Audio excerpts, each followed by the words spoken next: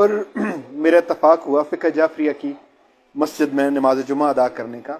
میرا جو مسلک ہے عقیدتاً میں حنفی اہل سنت والجماعت سے تعلق رکھتا ہوں, لیکن جناب امام جعفر صادق علیہ السلام کے کہ جو آپ کی نزدیک ترین مسجد ہے, آپ کی نماز وہیں پر ہے, اگر آپ اس مسجد کو چھوڑ کر کہیں اور جاتے ہیں تو وہ آپ کی نماز نہیں ہے. تو جناب فرمان امام جعفر صادق کے میں کل مجھے جمعہ پڑھنے کا اتفاق ہوا جامع مسجد امام بارگاہ فقہ جعفریہ کی, جہاں جو مرکزی مسجد ہے اس میں ہوا. تو میرے لیے 2-3 جو بہت ایسی باتیں تھیں جو جسے کہہ سکتے ہیں کہ وہ پلیزنٹ سرپرائز تھے میرے لیے بہت زیادہ.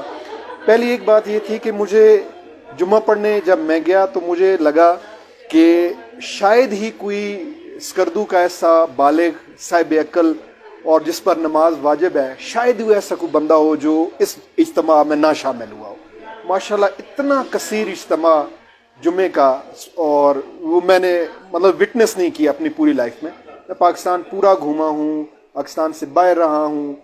سو میرے لیے بہت سرپرائزنگ سی چیز تھی اور بہت خوشی ہوئی.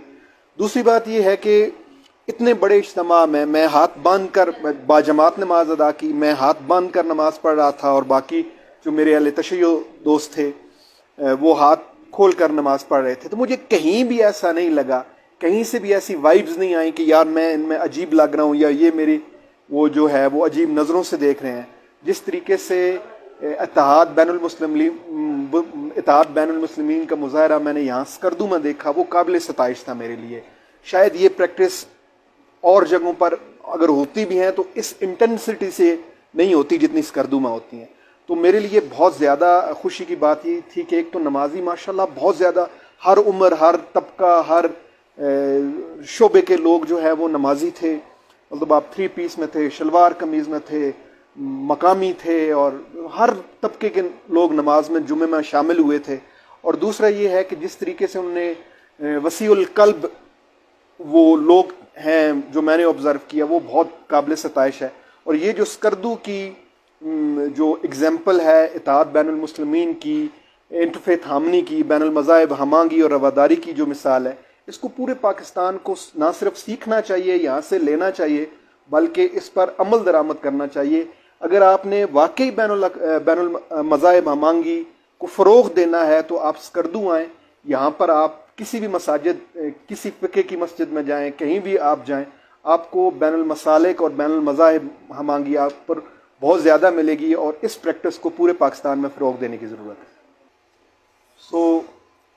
جمعے کی نماز سے پہلے شیخ صاحب کا, فقہ جعفریہ کے جو یہاں پر امام ہیں, شیخ صاحب کا میں نے خطاب سنا, اور وہ خطاب مجھے نہیں لگا کہ کوئی کسی مذہب کا یا کسی فقہ کا آدمی بول رہا ہے.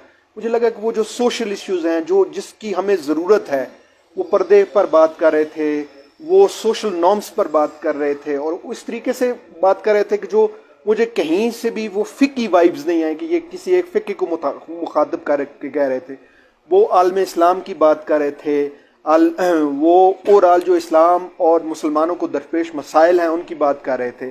اور سب سے بات یہ ہے کہ جو بڑی بات یہ ہے جو سماجی مسائل ہیں, وہ شرعی جو اصول ہیں جن پر ہم ابھی اس طریقے سے عمل پیرا نہیں ہو رہے, تو ان پر بہت زیادہ ایمفسائز کر رہے تھے. مجھے لگا کہ ایک بین المذاہب اور بین العقائد کا ایک جو ایمبیسڈر ہے وہ بات کر رہا ہے, رادر دین ایک فقہ جعفریہ کے.